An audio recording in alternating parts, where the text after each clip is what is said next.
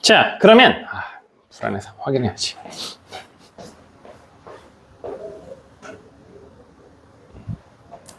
자, 열 에너지, 1과 열의 관계입니다. 이게 이제 유명한 일화가 있어요. 우리가 1의 단위를 뭘 쓰냐면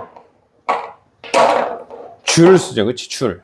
이 제임스 줄이라는 과학자가 원래는 과학자가 아닙니다. 그 영국의 이제 유명한 이제 그 양조장, 술을 만드는 공장, 술 공장 사장이었는데, 술 공장의 아들이었는데, 이제 이게 이제 증기기관, 제임스 와트의 증기기관과 함께 우리도 뭔가 이제 기계화, 뭔가 조금 기계 기술을 이용해서 이걸 좀 이렇게 좀 더 대량으로 생산할 수 있는 구조를 만들려고 하다가 그 과정에서 빠르게 움직이면 운동 에너지가 엄청 열을 만들어낸다는 걸 발견합니다. 설마 1과 열이 같은 건가? 이제 1과 에너지가 같다는 건 이미 알고 있었고 1과 열이 같나를 확인을 하죠. 자, 그걸 이제 실험을 통해서 결국은 맞다라는 걸 인정하고, 물론 처음에 순탄치는 않았습니다. 이제 참고로 그 제임스 줄의 그 가정교사가 우리가 알고 있는 유명한 그 최초의 원자를 언급한 사람이 누구였죠?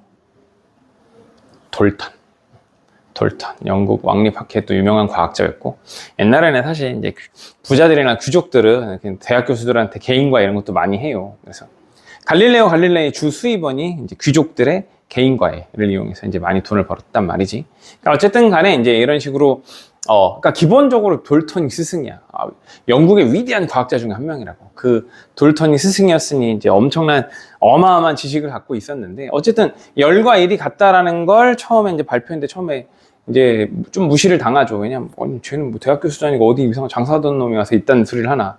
처음에 무시당하다가 이제 그에게 도움을 제일 많이 준 사람이 누구냐면 켈빈. 원래 이름 톰슨이었고, 톰슨이라는 사람이 이제 나중에 그 경이라는 자귀를 내려받을 때 뭘로 하다가 이제 그 글래스고 대학이라는 곳에 큰 켈빈이라는 그 강이 있었어. 그래서 켈빈 강에서 맨날 이제 물멍 때리면서 많은 연구를 했단 말이야. 그래서 그 자귀를 켈빈으로 이름을 받아 해서 켈빈 경이라고도 하는데, 그래서 원래 이 사람의 이름은 톰슨이고, 이 사람의 업종은 뭐죠? 바로 절대온도의 단위. 그래서 절대온도의 단위는 이 사람의 이름을 따서 켈빈을 했습니다. 그래서 이 켈빈이 이론적인 걸 굉장히 많이 도와줘서 결국은 열과 일이 같다라는 걸 증명해내죠. 그래서 이게 열의 일당량이라고 해서 열이 1과 같다. 열이 1이구나라는 걸 밝혀냅니다. 그래서 우리가 W는 1이죠. J는 상수고 Q는 열량입니다. 그래서 열의 일당량이라고 하고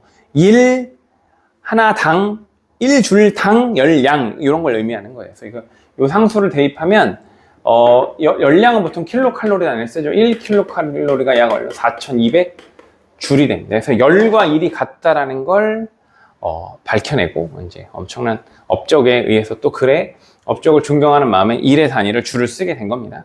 자, 그럼 열이 뭐냐 이거죠. 열 에너지. 보통 이제 요즘 안 쓰는 참고하면 Q는 열량이라고 하고요. Q는 CM 델타 T라고 표현을 합니다. 그래서 단위는 뭘 쓰느냐? 우리가 만약 열량의 단위는 사실 많이 들어봤죠. 킬로칼로리를 써요. 킬로칼로리. 옛날에 이제 칼로리 이론이라는 게 있었고, 어쨌든 자, 그래서 이렇게 이 열량의 정확한 열 에너지 또는 열량의 정확한 정의는 요거는 이제 비열이라고 하고요. 비열이고 질량. 얘는 온도 변화입니다. 참고로 섭씨 온도랑 절대 온도가 눈금 체계가 같기 때문에 델타 T가 동일해요. 그러니까 섭씨 온도 변화나 절대 온도 변화랑 똑같은 값이야. 왜? 눈금 체계가 같기 때문에. 사실 온도라는 걸 처음으로 정량한 건 독일의 파렌하이트야. 그래서 처음에 최초로 온도계를 만든 건 수온조 온도계를 만든 건 파렌하이트인데, 그래서 그의 파렌하이트가 구하는 온도 체계는 화씨인데 이게 눈금이 좀 달라요.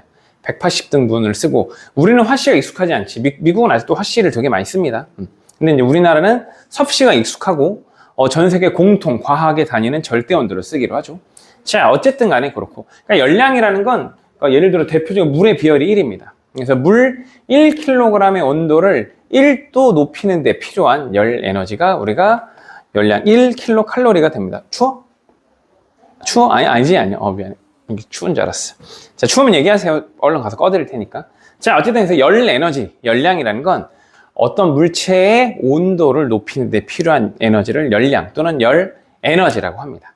자, 그러면 보통은 열 에너지는 어디서 어디로 이동하지? 당연히 고온에서 저온으로 이동을 하고, 우리가 이걸 이제 비가역이라고 하는데, 그러니까 예를 들어서 고온의 물체와 저온의 물체를 접촉합니다. 그럼 결국 어떻게 돼? 온도가 어느 순간 일정해지지. 이유는 뭐야? 항상 열 에너지가 어디서 어디로? 고온에서 저온으로 이동하기 때문이죠. 봐봐. 자, 뜨거운 물이랑 찬물을 섞으면 상식적으로 무슨 물이 돼? 미지근한 물이 되지, 그치? 뜨거운 물이랑 찬물을 섞었더니 뜨거운 물은 끓어. 찬물은 얼어. 말도 안 되잖아. 왜? 열은 항상 고온에서 저온으로만. 이걸 비가역. 아닐 비. 가는 가. 역과정이. 역상황이 안 된다는 겁니다. 우리가 자연에서 존재하는 대표적인 가역 반응이 뭐가 있냐면 상태 변화. 물은 추워지면 얼음이 되잖아. 온도가 높아지면 다시 물이 되죠, 그렇죠? 온도가 너무 높으면 또는 증발해서 수증기가 됐다가 식으면 또 뭐가 돼? 물방울이 되잖아. 이런 물의 순환 때문에 구름도 생기고 비도 생기고 강수, 대기대 순환, 태풍, 엄청난 이런 자연 기상 현상들이 만들어지는 거란 말이지. 가능해, 역과정이. 근데 비가 이런 열 에너지처럼 우리가 이제 수조에다가 깨끗한 물을 떠놓고서 스포이트로 잉크를 한 방울 딱 떨어뜨려. 그럼 잉크 한 방울이 어떻게 돼? 퍼져나가죠. 다시 한 방울로 모을 수 있어? 안 되잖아. 이런 걸 비가역 현상, 비가역 반응이라고 하죠. 자, 그래서 열은 항상 이렇게 한 방향으로 흐른다라는 겁니다. 그럼 이제 우리가 이 열 에너지가 전달돼서 온도가 증가하는 결국은 역시 분자 운동입니다. 분자 운동에 의해서 분자가 스스로 운동한다는 증거가 대표적으로 증발과 확산이. 물 뿌리면 어떻게 돼? 시간이라면 마르잖아. 왜 말려? 분자가 스스로 운동하기 때문에. 오케이? 확산. 또 아까 얘기했지. 수조에다 물을 담고 스포이드로 잉크를 한 방 떨어뜨리면 물 분자가 확산되지, 그치? 저기다가 방향제나 향수 뚜껑을 열면 어떻게 돼? 점점 냄새가 퍼져나가자, 그치? 예를 들어 저기 어떤 학생이 있었는데 그 학생 방울 꼈네. 가장 가까운 사람부터 죽어나가. 왜? 확산되기 때문에. 오케이? 이런 게 다 분자가 스스로 운동하는 확산이라는 개념 때문이고. 그러면 이제 예를 들어서 이 분자 운동에 의해서 열이 전달이 됩니다. 그래서 옆에 있는 분자를 가만히 있는 애 때리면 진동. 이런 식으로 열을 전달하는 걸 열전도라고 해요. 그 다음에 흐르는 물체들 있지. 밀도 차에 의해서 가벼운 애는 뜨고 무거운 애는 가라앉으면서 흐를 수 있는 애를 유체라고 그래. 대표적인 유체 두 개가 뭐죠? 기체와 액체. 얘네들이 흐르면서 열을 전달하는 걸 우리가 뭐라고 그래? 대류라고 하죠.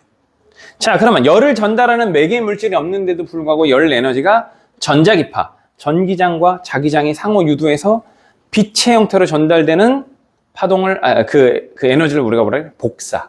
열 전달 방법을 복사. 그래서 우리가 통합과학에서 태양에서 오는 빛 에너지를 태양 복사 에너지라고 배웠다. 태양 복사. 그리고 그 열을 받으면 지표가 따뜻해지지. 그럼 따뜻한 지구가 지구 위에 지표에 사는 생명체들이 잘 살 수 있게 해주잖아. 왜냐면 공기는 생각보다 열의 흡수가 거의 안 일어나거든. 일부 이제 온실기체가 적외선을 흡수하지만 태양 복사 에너지 대부분은 가시광선이고 이 자외선은 오존층 흡수되죠, 그렇죠? 그러니까 가시광선인데 가시광선은 투명한 공기에 거의 대부분 흡수되지 않아. 그러니까 지표에 떨어진다고. 그럼 땅이 가열돼서 아까 얘기했잖아. 열은 고온에서 저온으로 이동하기 때문에 가열된 지구 복사 에너지가 지표로 올라가. 그러니 높은 산에 올라가면 어떻게 돼? 기온이 떨어지는 거야. 지표로부터 멀어지기 때문에. 되셨나요? 자, 이런 것들이 다 열의 전달. 그러니까 분자 운동에서 열 전달이 일어나고 보통은 고체에서 무슨 일이 벌어진다? 전도. 흐르는 물체인 유체에서 뭐가 일어난다? 흐름에 의한 열 전달 대류. 아무것도 없는 진공에서는 전자기파. 빛에 의해서 뭐가 일어난다? 뭐라고 할까? 빛이라고 하죠. 어떤 복사의 형태로 아무것도 없는 물질에 열을 전달해 준다고요. 이게 열 전달의 방법입니다. 자, 그리고 우리가 이제 이 분자 운동을 통해서 물질의 온도를 결정하는 값을 우리가 내부 에너지라고 해요. 이 내부 에너지라는 건 사실은 정확하게는 어떤 물질이 갖고 있는 전체 분자 운동에 의한 역학적 에너지입니다. 역학적 에너지는 무엇과 무엇의 합이죠? 운동 에너지와 위치 에너지 합이지, 그치? 근데 예를 들어 공기를 따져보면 공기 분명 중력을 받지만 마음대로 막 잘 돌아다니잖아. 중력의 영향이 거의 없어요. 그러면 역학적 에너지에서 중력의 영향이 거의, 그러니까 위치 에너지의 영향이 거의 없어. 그럼 결정적으로 이 기체 분자의 운동 에너지를 결정하는 건, 역학적 에너지를 결정해 주는 건 누구야? 운동 에너지란 말이지. 그래서 기체 분자의 내부 에너지는 우리가 U로 표현하고 역학적 에너지 개념이지만 얘는 누구의 영향을 받는다? 운동 에너지의 영향을 대부분 받아. 그리고 이 운동 에너지는 누구의 영향을 받아? 또 기체 분자의 운동 에너지는 절대 온도에만 영향을 받아요. 생각해봐. 이제 상식적으로 접근해 볼게요. 우리가 이제 상가나 이런 데 가다 보면 상가에 뭐 밥을 먹으러 가든 뭘 사러 가든 잠깐 화장실을 가고 싶어서 들러. 근데 이제 사람들이 너무 왔다 갔다 하거나 이제 관리가 잘 안 되는 그런 상가들은 약간 화장실 냄새가 난단 말이지. 그러면 화장실 냄새가 나는 상가에 화장실 냄새가 여름에 심해, 겨울에 심해? 여름에 심하지. 이유는 뭐야? 그냥 단 하나야. 온도가 높기 때문이야. 온도가 높으면 확산 속도가 빨라지기 때문인 거예요. 되셨나요? 그래서 이렇게 어떤 물체의 기체 분자의 전체 역학적 에너지를 우리가 내부 에너지라고 하고, 이 내부 에너지를 결정하는 게 결국 누구다? 운동 에너지이며, 결국 이게 물체의 절대 온도를 결정하게 되는 겁니다. 되셨나요? 뭐 별 얘기 아니죠, 그쵸? 자, 그럼 잘 봐. 거기서 보면은 우리가 이제 일과 열의 관계 다 했고, 역학적 내부 에너지도 했고, 열역학 아니니까 뭐 패스해도 되고, 쌤이 몇 가지만 설명하고, 바로 이게 이제 일과 열의 관계로 확인해 보도록 하겠습니다. 자, 참고로 그냥 있으니까 얘기를 하면, 이 내부 에너지는 열역학에서는 아니죠. 이제 열역학 제1법칙이라고 해서, 이 열역학 제1법칙에서 열을 공급하면 내부 에너지도 변하고 일도 합니다. 참고만 하시고. 이게 뭔 소리냐면, 기체에 열을 가하면 어떻게 돼? 팽창하지, 그치? 부피가 팽창하는 걸 일을 했다라고, 부피가 팽창하는 걸 일을 했다라고 표현해요. 그리고 어떻게? 온도도 증가하잖아, 그치? 그쵸? 기체에 열을 공급하면 온도도 증가하고 부피도 팽창해. 둘 다 변하는 경우도 있고 얘만 변하는 경우도 있고, 문을 닫아 놓으면 기체 부피가 팽창 못 하잖아. 얘만 증가하는 경우도 있고, 그치? 그 다음 특수한 상황을 만들어서 온도를 조절하고 얘를 일정하게 만들면 공급한 열이 전부 다 얘로 변하는 경우도 있고. 그러니까 기본적으로 기체도 역학적 에너지를 갖고 있기 때문에 온도는 기체의 역학적 에너지는 0켈빈, 절대 온도가 아닌 이상 항상 0이 아닌 값이란 말이지. 그럼 그게 존재하는데 아무런 열을 공급하지 않더라도 강제로 압축시키면 온도가 증가하고 강제로 팽창시키면 온도가 떨어져. 이걸 단열 팽창, 단열 압축이라고도 하죠. 알아두시고. 자, 그러면 하나 물어봅시다. 우리가 이제 물을 가열해 볼게요. 물을 가열하다 보면 물이 가열 곡선입니다. 얼음의 가열 곡선이죠. 0도씨가 되는 순간 온도가 일정하게 유지돼요. 첫 번째 원구간이라고 할게. 그러다가 온도가 쭉 증가하죠. 언제까지? 100도씨가 될 때까지 또 온도가 가열되고 쭉 이제 일정해지기 시작하겠죠. 요 구간을 투 구간이라고 합시다. 그 다음 이제 시간이 흐르면 100도 이상. 이때 상태를 보면, 여기서 상태는 뭐죠? 얼음이니까 고체, 여기는 물이니까 액체, 수증기 기체인데, 그러면 원구간과 투구간은 항상 두 물질이 어떻게 해? 공존하지. 여기는 고체와 액체가 공존하고, 여기서는 뭐가 공존해? 액체와 기체가 공존하잖아. 이때 두 개의 물질이 우리가 상변화, 상태라고 해요. 물질에 몇 가지 상태가 있어? 원래는 네 가지인데 세 가지. 고체, 액체, 기체가 있고, 왜 네 가지냐면 기체를 더 극고온으로 가열하면 플라즈마 상태가 돼. 그러니까 이온을, 전기를 띠는 입자 상태가 되고, 그러니까 전하 상태가 돼. 양성자, 전자가 분리되기 때문에. 그 상태에서 핵융합이 일어나는 거야. 태양이 그런 상태고, 태양의 중심은 끊임없이 수소 핵융합을 통해 4개의 수소가 하나의 헬륨으로 융합되고 있는 거고, 그 과정에 사라진 질량이 뭘로? 질량 열선 에너지로, E는 mc제곱으로 방출되고 있는 거죠. 자, 어쨌든 이런 이제 물질의 세 가지 상태에서 상변화 시 이렇게 상태가 변할 때 온도 변화가 없는 이유는 뭐다? 우리가 열 에너지라는 건 원래 물질의 온도를 높이는 데가 기본적으로 사용을 하지만, 상황에 따라서는 상태 변화에도 쓰인다라는 거예요. 그래서 원구간과 투구간은 물질이 공존하면서 온도가 일정한 이유는 모든 에너지를, 열 에너지를 어디에 몰빵하고 있기 때문에 상태 변화에만 쓰기 때문에 더 이상 온도가 증가하지 않게 되는 겁니다. 되셨나요? 자, 그 다음에 이거를 연구기관이랑 에너지 효율을 안 해도 되나요? 투조에 없나? 원래는 있는데 뭐 문제는 있잖아. 그럼 가볍게 해보죠. 연구기관은 그냥 이제 불가능하다. 에너지 그 흐름의 방향성 때문에 불가능하다. 에너지 효율까지 하고, 이건 통합과학에서 한 내용인데 빠르게 복습을 해봅시다. 우리가 이제 열기관,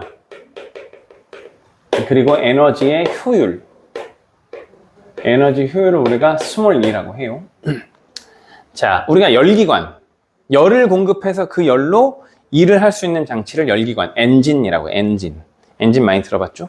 우리가 알고 있는 최초는 아니고 가장 이제 효율적인 열기관의 탄생이 바로 뭐야? 제임스 와트의 증기기관이죠. 자, 이 제임스 와트의 증기기관이 영국을 굉장히 강력한 나라로 만들어줍니다. 프랑스의 나폴레옹이 이제 엄청난 군대를 갖게 돼요. 그러니까 굉장히 많은 수의 군대를 갖게 되고, 그래서 유럽을 지배할 뻔했으나 영국한테 그냥 좀 이렇게 표현하면 안 되지만 개처발려요. 그러니까 영국한테 시비 걸었다가 그냥 영국한테 거의 진짜 망하기 직전까지 갑니다.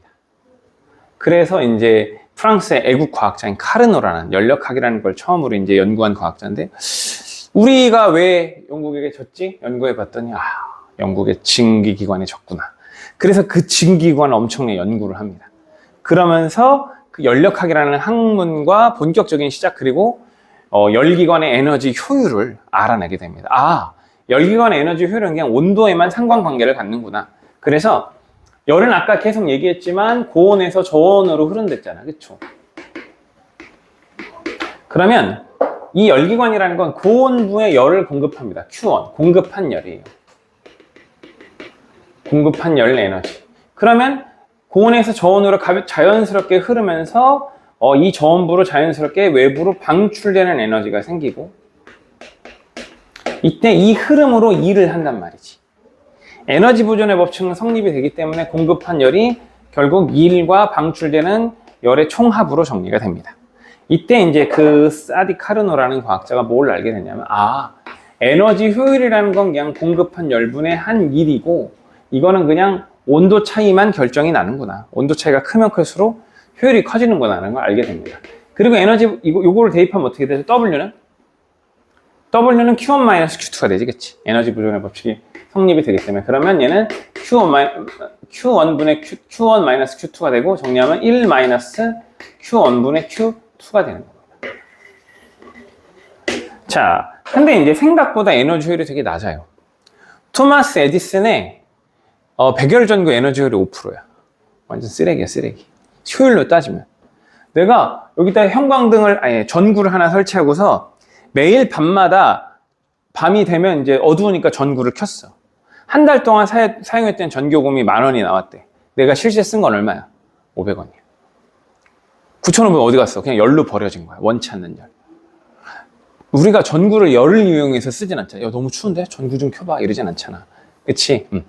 자, 니콜라 테슬라가 만든 형광등의 효율이 30%야. 그럼 전구 대비 되게 좋잖아. 그럼에도 불구하고 사실 내가 전기요금 10,000원 내면 3,000원 쓴 거야. 7,000원 열로 버려진 거라고. 생각보다 에너지 효율이 되게 낮아. 양자역학의 결정체 LED의 효율이 한 42~43% 돼요. 근데 형광등의 수명이나 이런 걸 비교한 효율로 따지면 70%가 넘어. 그래서 요즘은 광원을 다 뭘로 대체하는 추세죠? LED로 대체하는 추세인 겁니다. 그러니까 이게 만약에 50W짜리다. 그러면 24W짜리 LED를 딱 껴면 동일한 빛이 나. 수명은 5배 길어. 근데 에너지는, 와트라는 건 줄 퍼 세크거든. 1초당 쓰는 에너지란 말이야, 와트가. 그래서 그러면 절반 이하의 에너지로 똑같은 빛을 내잖아. 그래서 LED가 좋은 거죠. 수명도 길고. 그래서 길게 보면 LED를 쓰는 게 유리한 거야. 추워? 자, 그럼 잘 봐. 그럼 왜 에너지를 100%로 만들면 되는 거 아닌가요? 그게 안 된단 말이지. 에너지율이 절대 100%로 될 수 없는 이유가 바로 에너지 흐름의 비가역성 때문인 거예요. 단순하게 물리학 수준으로 공급을 하면 열기관이 고온에서 저온으로 이 흐름으로 일을 하는 거잖아, 그렇지? 그러니까 얘가 절대 0이 될 수 없다라는 거예요. 그래서 Q2가 절대 0이 될 수 없어요.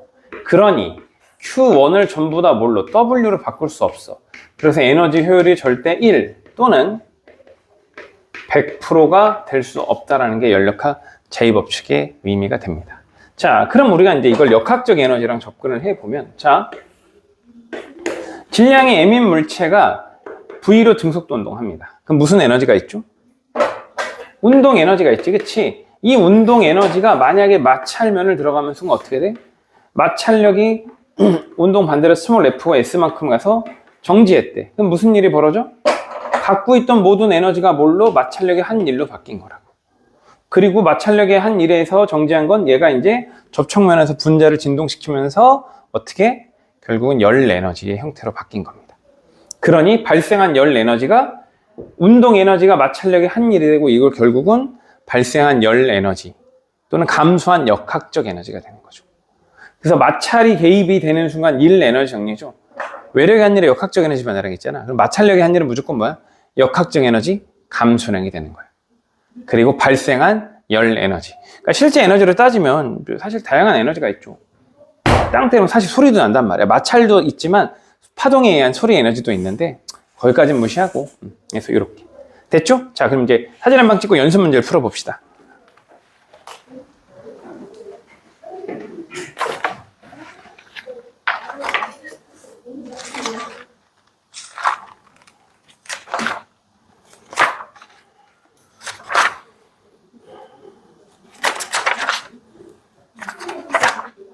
일단 어려운 거 위주로 풀어드릴게요. 아셨죠?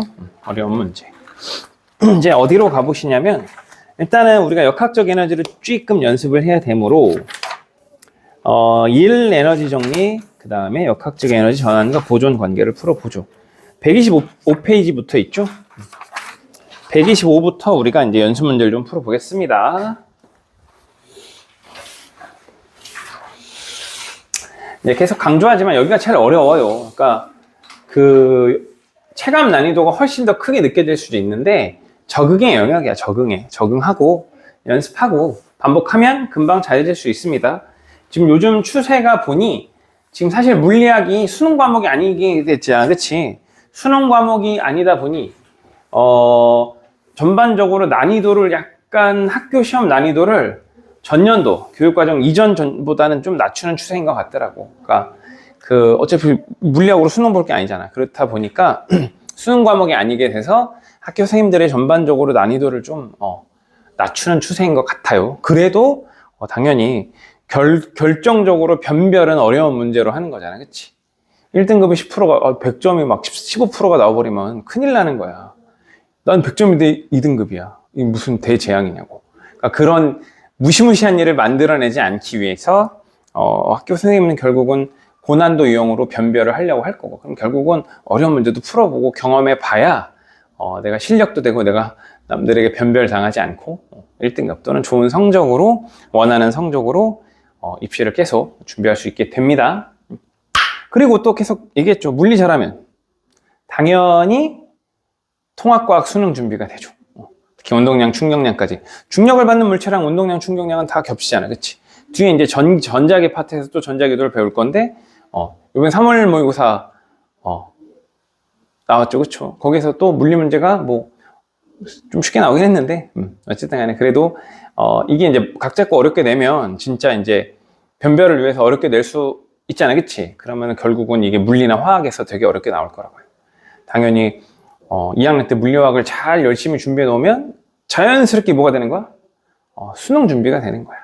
그럼 고3 때 이제 통합과학으로 수능 준비할 때 이과생들이 문과생들을 학살하는 상황이 되는 거라고. 그러니까 내가 같은 이과 학생들에게 변별당하지 않고 통합과학 성적도 잘 유지가 되려면 열심히 물리화학을 내신 준비를 해주셔야겠죠. 자, 1번부터 볼까요? 1번은 쉬우니까 할까? 쉬우니까 안 할게. 2번은 2일 에너지 정리니까 이거만 2번만 한번 해보죠. 1번과 비슷한 유형이 뒤에 있어서 자, 선생님 되는 대로 열심히 풀어보겠습니다. 자, 1번, 2번. 자, 보죠. 철수가 줄과 도르를 이용해서 질량 10kg 물체를 일정한 힘으로 들어올리는 것을 나타낸 것입니다. 자, 그럼 물체가 0.5m 올라갈 때까지 줄에 매달린 물체에 대한 설명으로 옳은 것을 물어봤죠. 자, 일단은 철수가 한 일이 얼마야? 철수가 한 일. 120N의 힘을 얼만큼? 0.55m만큼 줬죠. 그치? 맞죠? 그러면 철수가 한 일은 얼마? 60줄이지?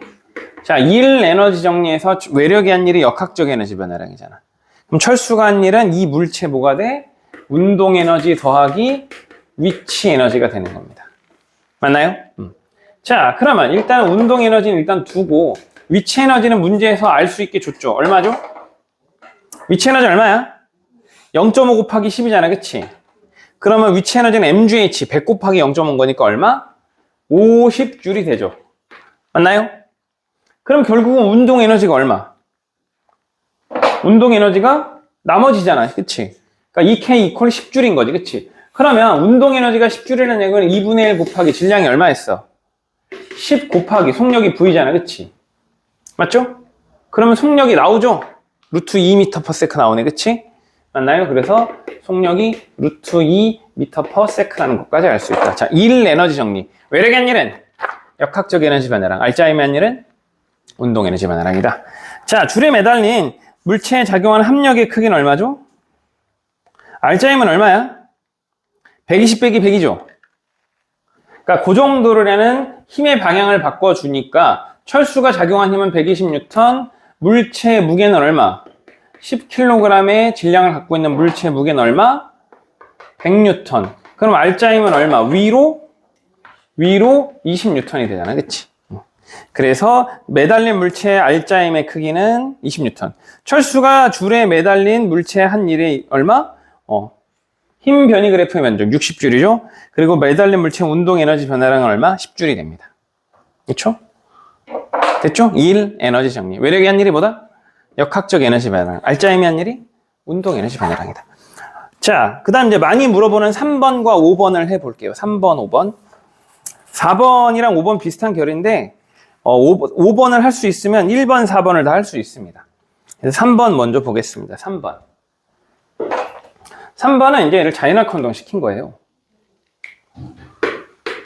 얘를 자연학화 운동 시켰더니 요렇게 됐고, 자, 각 구간 A, B, C, D가 있었는데 문제에서 뭐라고 그랬냐면 정지 상태에서 출발해서 속력이 여기랑 몇 대? 2배였대. 속력이 2배야? 그럼 높이가 몇 배야? 13579랑 V는 루트 2GH 기억나시나요? 이게 1320 이거 기억이 안 나더라도 이건 알아야지. V는 루트 2GH다. 자연학화 운동에서 속력이 2배가 되려면 높이가 몇 배가 된다? 4배가 돼야 된다. 그러니까 이게 지금 1대 4여야 된다는 걸 기억하셔야 돼요. 그래야 풀 수 있는 문제입니다. 자, 그럼 질량이 1kg이었죠? 자, 질량이 1kg이 내가 중력가스도 G는 10이고 그 다음에 이게 40줄이었대. 그럼 이게 얼마? 4m. 그럼 여기가 얼마? 1m. 여기가 3m. 요 간격이 얼마죠? 50줄이었네. 그럼 이 간격은 얼마? 2m라는 걸 모두 알 수 있죠. 자, A와 B 사이의 거리는 얼마? 1m. C와 D 사이의 중력의 한일. 무슨 말이야? 중력의 한일. 위치 에너지 감소량, 운동 에너지 증가량이지. 그렇죠? 위치 에너지 감소량은 얼마? C와 D. C와 D는 얼마죠? 20줄이죠? 2m니까. 그렇지? 자, D에서 물체의 속력은? 자, D에서 물체의 속력은 어떻게 풀면 돼? VD는 얼마? 루트 2 G H가 얼마? 6 이렇게 되겠네요. 답 나왔네. 그치? 풀면 답 나온 거죠? 자, 여러분 풀어보세요. 5번.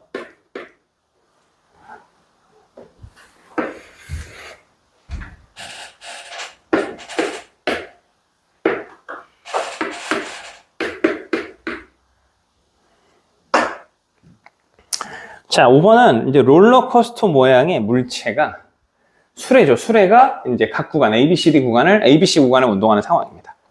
문제 잘 풀려면 미지수 설정 잘 해주셔야 돼요. 일단은 수레의 질량을 M으로 두겠습니다. 자, 나머지는 주어진 문자고 그 다음에 여기서 정지했을 때 최대 높이를 라지 h로 잡을게요. 그냥 이렇게.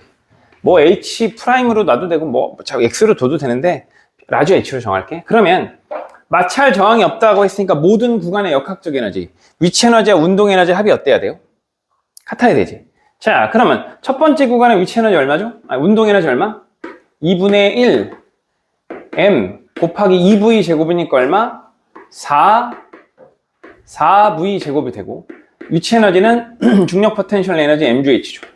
자, 두 번째 구간에서 운동 에너지는 2분의 1 mv 제곱 더하기 mg EH. 그쵸? 2며, 저 여기서는 0 더하기 얼마? mg 라지 h가 되죠. 자, 그러면 요 식을 이용해서 이런 유형은 속력과, 정확하게 속력의 제곱과 높이의 상관관계를 빨리 찾는 겁니다. 자, 위치는 위치끼리, 운동은 운동끼리 정리해 볼게요. 얘가 운동이 크고 위치는 얘가 크니까 얘는 요로 보내고 얘는 요로 보낼게. 그러면 연산하면 얼마죠? 2분의 3mv 제곱이 얼마? mgh. 양변에 m이 사라지므로 v 제곱이 얼마야? 높이를 구하는 거니까 v 제곱을 알아야 돼. 속력을 구하는 거면 h에 대해 정리해야 되고. 뭔 소리냐면 일단 v 제곱은 얼마? 3분의 2gh죠. 그럼 봐. 이게 뭐라고? 3분의 2gh라고. 그러면 대입해볼까? 자, 이 식이 같잖아. 이 식이 같은 거잖아. 그럼 여기다 써볼게요. 2분의 1 m 하고 v제곱이 얼마였어?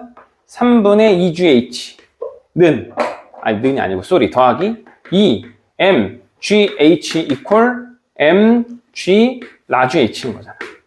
그럼 양변에 뭐가? mg가 다 사라지죠? 그치? 그럼 얘는 얼마? 2도 사라지네? 3분의 h고 2h잖아. 그럼 라지 h는 따라서 얼마? 3분의 7 스몰 h 이렇게 정리가 되는 거죠. 이렇게. 그래서 이거는 이제 5번, 그 다음에 4번, 1번은 전부 다 뭐야? 역학적 에너지가 일정하게 보존되는 상황입니다. 그러니 각 구간의 역학적 에너지, 위치 에너지와 운동 에너지 합이 같다라는 걸 활용해서 속력의 제곱과 높이의 상관관계를 구해놓고, 보통 높이를 묻는 거면 속력의 제곱을 대입해주면 되고, 얘가 만약에 여기서 높이가 0이고 속력이 얼마래? 예를 들어 여기 속력이 라지 V라고 할까? 속력이 몇 V인가? 이렇게 물어볼 때는 어떻게? H에 대해 정리한 다음에 H 값에다 속력 값으로 바꾸면 전체가 운동 에너지에 관한 식으로 바뀌겠죠. 그렇게 해서 속력을 구하거나. 그러니까 이런 패턴 딱 두 개야. 높이를 묻는 거면 속력의 제곱을 높이의 형태로 바꿔서 대입해서 위치 에너지에 대한 상관관계식을 만들어서 높이를 구하는 거고, 만약에 최대 순간 속도를 물어보면 어떻게? 이거를 갖다가 높이에 대한 식으로 바꿔서 대입을 해서 전체를 h를 속도에 관한 식으로 바꿔주면 전체 운동 에너지의 관계식으로 바뀌잖아. 그치? 그럼 전체 운동 에너지가 요 운동 에너지다를 이용해서 속력을 구하거나 이렇게 하는 패턴인 겁니다. 어떤 문제가? 1번, 4번, 5번이 전부 다 같은 패턴이다. 그러니까 이것만 잘 이용하면 쉽게 풀어낼 수 있는 거죠. 자, 여기까지 이제 수월하게 할 수 있겠죠? 자, 그 다음에 이제 조금 어려운 문제를 해볼 건데, 7번을 해볼까? 요거는 이제 물체가 연결되어 있는 형태인데, 7번은 뭐 사실 8번, 9번은 좀 쉬운 편입니다. 이제 9번은 이제 등각도 운동이라 좀 그렇긴 한데, 일단 보죠. 8번이 왜 고난도에 계시구만. 8번 같은 문제는 7번 풀 수 있으면 눈 감고 혓바닥을 풀어도 맞을 수 있어. 아니, 뭐, 꼭, 내 선생님 이런 얘기하면 누가 막 눈 감고 혀 내미는 애들이 있더라고. 아니, 쉽다는 얘기야. 자. 자, 봅시다. 7번을 좀 푸는 패턴만 알면 8번은 되게 쉬워. 그 패턴대로 그대로 풀면 되기 때문에. 핵심은 이거야. 누가 늘고 누가 주는지를 알아야 돼. 봅시다. 자, 7번 같은 경우에는 지면에 있던 애가, 질량이 2m인 물체 A가 질량이 m인 B랑 연결돼 있대. 요렇게. 그럼 이제 그 정도로는 힘의 방향만 바꿔주고 요렇게 되어 있는 거지, 그치? 그러면 얘가 2h만큼 떨어져서 여기 닿는 순간 얘는 얼만큼 올라갔대? h만큼 올라갔대. 그럼 경사각도 30도라는 거 알 수 있지. 사인 32분의 1이니까. 그럼 이동거리 h라는 것도 알 수 있고, 그쵸? 자, 그럼 A가 지면에 닿는 순간 속력은, 자, 잘 봐. 일단 에너지 관계. 떨어지면서 무슨 에너지가 줄어? A랑 B랑. A의 위치 에너지가 줄어. 그치? 이게 줄어. 그리고 누가 늘어? 연결된 모든 물체는 속도, 가속도, 이동, 거리가 같으니까 A의 운동 에너지와 B의 운동 에너지가 늘어요. 그치? 뿐만 아니라 무슨 에너지가?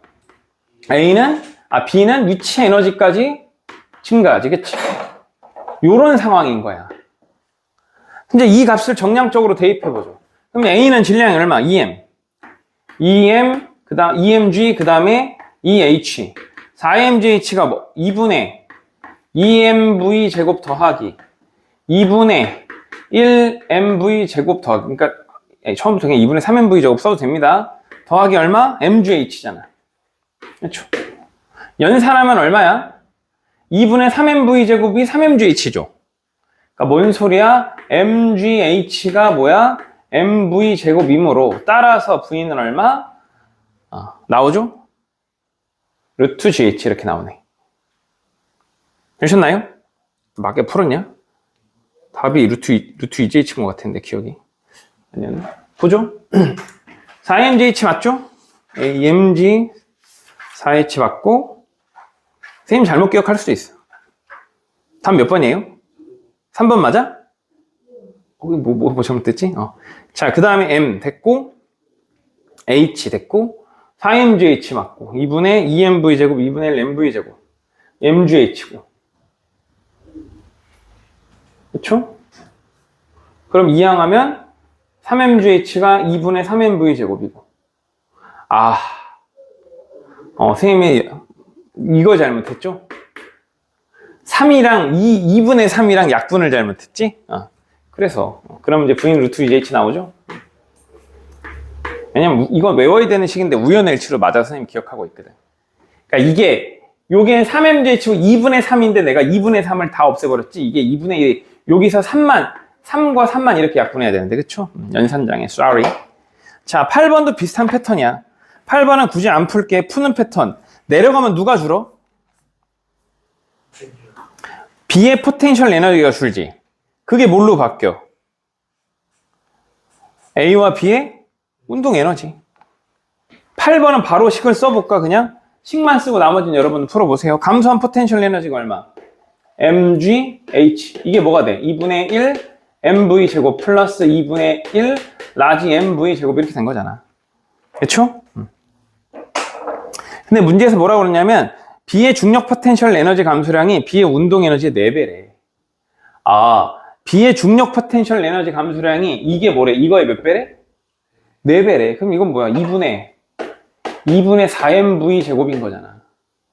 그쵸? 그러면 이제 이퀄하고 하면 질량 나오잖아. A, B 질량 나오면 다 나와. 그쵸? 기억은 어떻게 푸는 거라고 해서 이런 식으로 풀면 돼. 선생님이 이거 잘해야 된다고 그랬지? 이런 식으로 놓고 누가 줄고 누가 느는지 풀면 된다고. 그래서 8번이 쉽습니다. 자, 시간이 없으니까 이제 탄성력이랑 마찰력이 개입된 걸 좀 해볼게요. 탄성력이 이런 거 말고 2번은 그래프 그리면 되는 건데 2번 풀어봅시다. 2번은 약간 옛날 건데 그 고난도 2번입니다. 130페이지.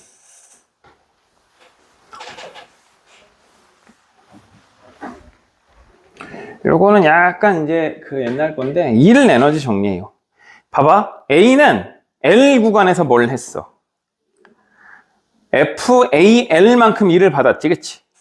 맞죠? 그 다음에 쭉 등속도 운동했지? B는 FBL만큼 E를 받았고 다시 3L, 4L 구간에서 마이너스 FBL만큼 해서 정지한 거지, 그치? 그러면 A의 그래프, 속도 시간 그래프를 그리면 어떻게 돼? A는 이렇게 가속이 됐고 이렇게 돼서 삼각형 L, 사각형도 L, 여기도 L, 뭐하니? 여기도 L, 이렇게 되는 거죠. 이렇게. 그럼 요 시간을 봐봐. 요거를 2t로 잡으면 이건 얼마가 돼? 3t, 4t, 5t의 형태가 되겠지. 그리고 요게 V 뭐가 돼? A가 되겠지. 이거 속도 시간 그래프 그린 겁니다. 요거 놓고 풀면 돼.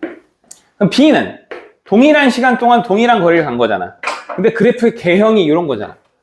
동일한 시간 동안 그러니까 OT라는 시간 동안 똑같은 5L 거리를 갔어. 아니 4L 거리를 갔어. 맞죠?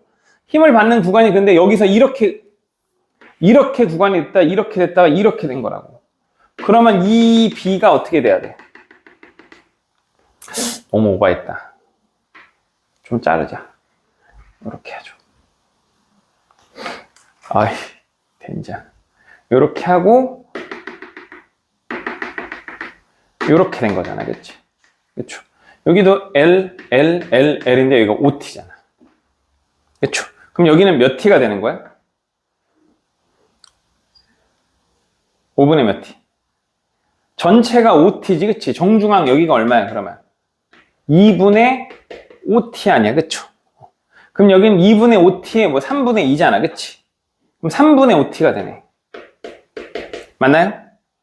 2분의 5T에 이게 2대 1이니까 3분의 2잖아. 2분의 곱하기 3분의 2 하면 얼마? 3분의 5T가 되잖아, 그쵸? 그럼 이게 뭐가 되는 거야? VB가 되는 거지, 이렇게. 맞나요? 자, 그럼 이제 한일 WA1, WB는 이런 거야. 자, 결론은 WA는 뭐야?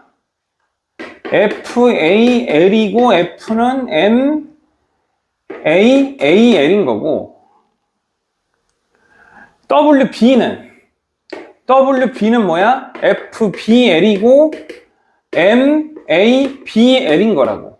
결국 이 문제는 뭘 구하시오야? 결국은 최종적으로 이건 뭘 구하란 얘기야? M과 L을 약분하면 M도 같고 L 같으니까 얼마?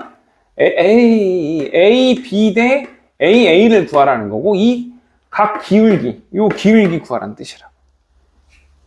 그러면 이 면적이 L로 갖고 여기도 L로 갖고 여기는 시간이 3분의 2t 나오니까 VA, VB 나오잖아. 그러면 기울기를 통해서 구하면 답이 나오겠죠. 그렇죠? 해보시고. 자, 그 다음에 이제 마찰이 용수철 마찰 7번을 구해볼까? 7번 가봅시다. 7번 풀고 시간보다 하나만 더 풀고 클리닉으로 가죠. 열에너지는 쉬우니까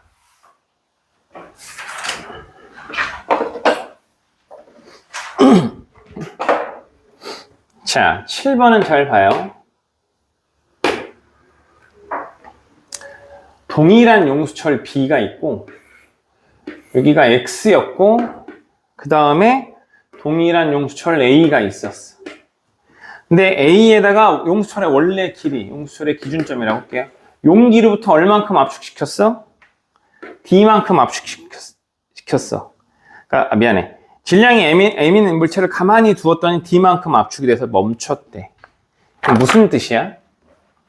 D만큼 압축됐다는 얘기는 이 질량 M인 물체를 아래로 잡아당기는 힘은 중력이고 위로 돌아가게 하려는 탄성력이 KD인 거야. 그러니까 중력과 탄성력이 같다는 정보를 준 거라고. 이건 뭐야? 용수철 상수를 구해라. 그럼 K는 얼마죠? K는 거리 D당 무게 mg라는 걸 알 수 있습니다. 이걸 구하라는 정보. 대부분의 유형의 문제가 이런 패턴, 중력과 탄성력의 상관관계로 용수철 상수의 크기를 길이당 무게 비로 환산하게끔 정보를 준 겁니다.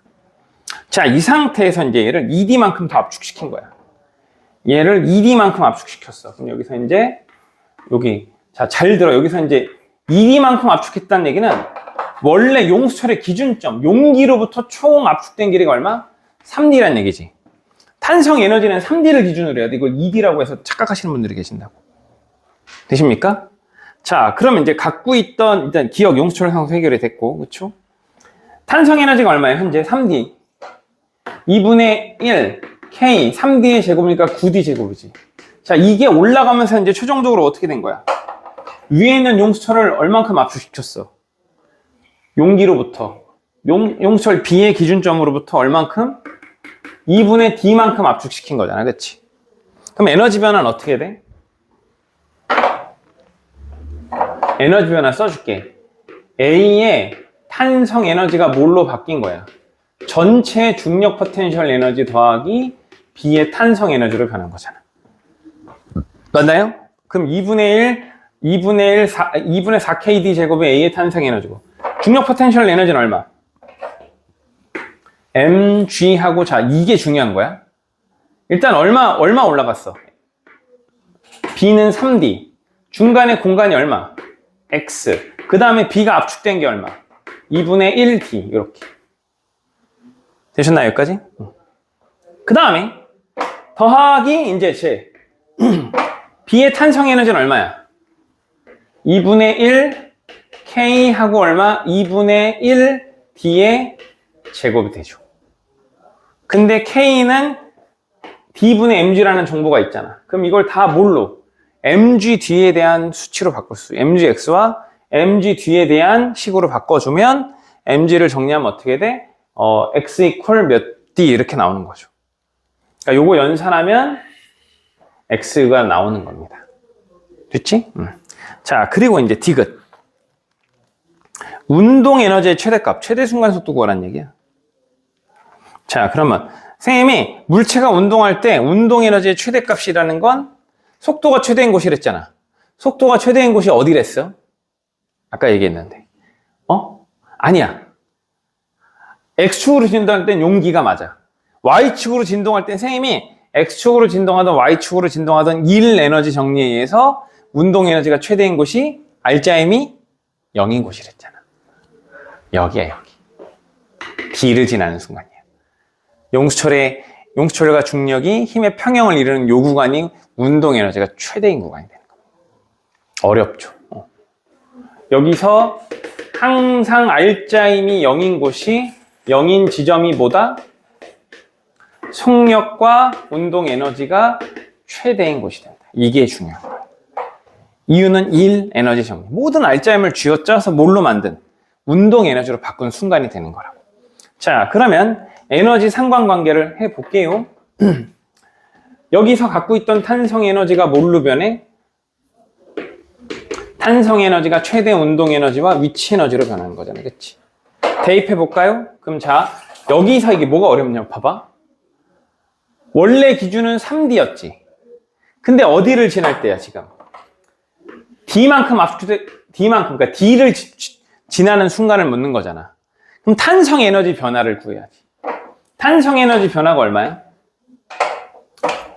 2분의 1 K, 이거 다 쓸게. 9D의 제곱 마이너스 2분의 1 K D의 제곱이 되는 거죠. 그치? 이게 4KD 제곱이고 4KD 제곱에다가 D분의 K는 D분의 mg 대입하면 어떻게 돼? 4mgd가 돼요. 그러니까 이퀄 얼마? 4mgd고 그 결과가 운동 에너지 2K 맥스 값이고 더하기 위치 에너지는 얼만큼 증가한 곳이야? 2D만큼 증가했죠? 2mgd. 그럼 얼마가 돼? 2K 이퀄 2mgd가 되지. 그럼 속력도 구할 수 있고, 그치? 최대 순간 속도도. 맞나요? 요게 4mgd, 2mgd니까 얘가 얼마? 2mgd 아니야. 최대값이. 이렇게. 됐죠? 하나만 더 해볼게요. 마찰 저항이 너무 안 했다. 뒤로 넘어가 봅시다. 어디로 가시냐면 153, 4 빨리 풀 수 있는 비슷한 패턴의 유형을 하나만. 문제 없네. 몇 개? 160페이지 2번을 풀어볼까요? 아니다. 너무 오래 걸리겠다. 풀까 말까. 아니면 운동량 보존을 좀 더 연습을 하는 게 좋을 것 같으니까 저걸 풀어보죠. 157, 4번. 시간 봐서 저것도 보고. 자, 157페이지 4번을 봅시다. 157의 4번. 자, 이게 이제 충돌이 일어나는 경우야. 충돌이 일어났는데 에너지도 먹고 운동량도 물어요. 그래서 어려운 유형이야. 자, 167페이지 4번입니다.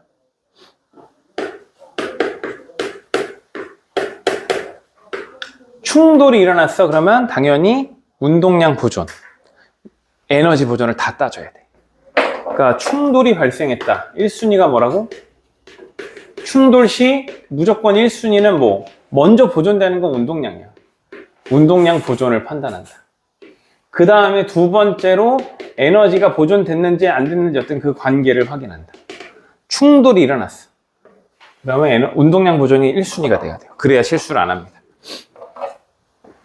자, 이제 문제를 좀 읽어볼게요. 문제 상황을. 자, 물체 AB가 각각 HA와 HB인 곳에서 미끄러져 내려왔습니다.